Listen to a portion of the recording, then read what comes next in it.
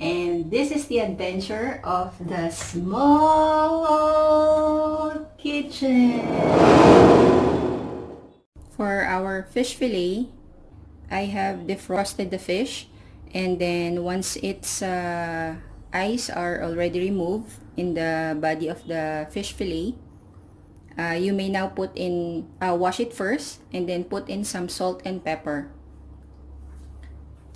In a pan, you heat it and put some oil, and then we will now cook our fish fillet.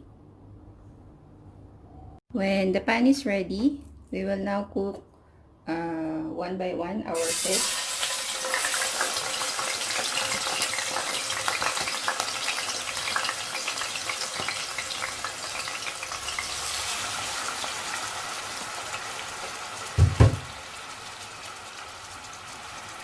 From the pan that you have cooked the fillet fish, ingredients for our sauce. I have chopped some 5 to 6 cloves of garlic, 1 onion, 2 thumb size ginger, then julienne, and then I have cut some bell pepper, red and yellow, or you can also use the green one, and then we have the carrots. I didn't julienne the carrots because this is already made, the one that I bought in the supermarket. It's already pre-cut. So now we saute our onions.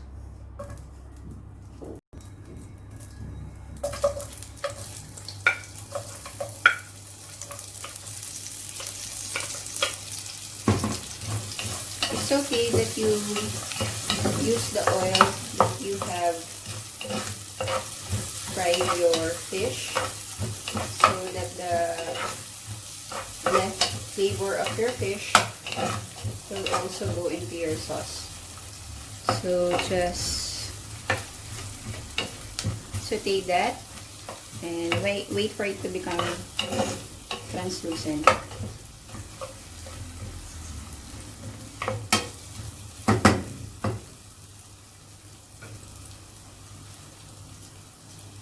Put in our crushed garlic.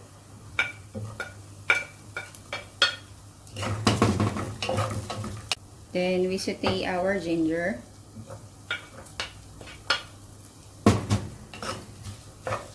Afterwards, since I have this spare gravy turkey sauce that I didn't use from my previous video, this is the one that I'll be using as a sauce. Then I'll pour this in.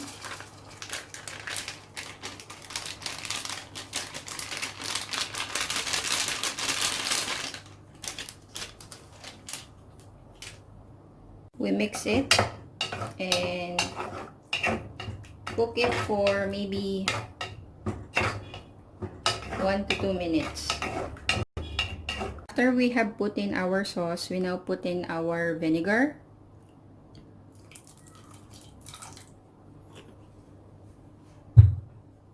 So we set this aside and wait for it to boil for a little. When it's now a little bit simmering, we add in some tomato paste, maybe around 8 tablespoons.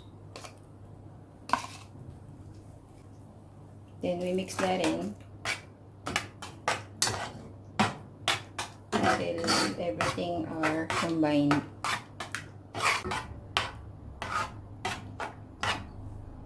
Once that it mixed, we put in some sugar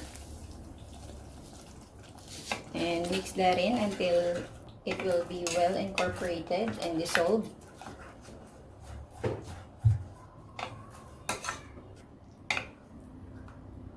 Once that is fully incorporated, we now put in our carrots and bell pepper.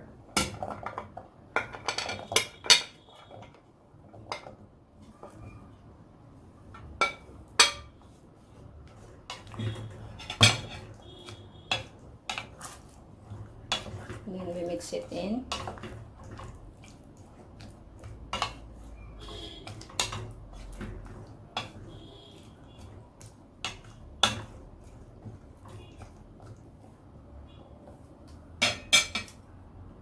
So just let that simmer until the vegetables are cooked. I add in some salt and pepper for taste, just a little.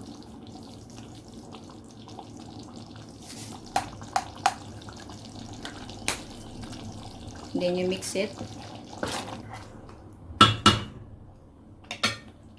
And lower your heat. And just cook it for about 5 seconds. Do you want to know what's simple but tastier? B-roll.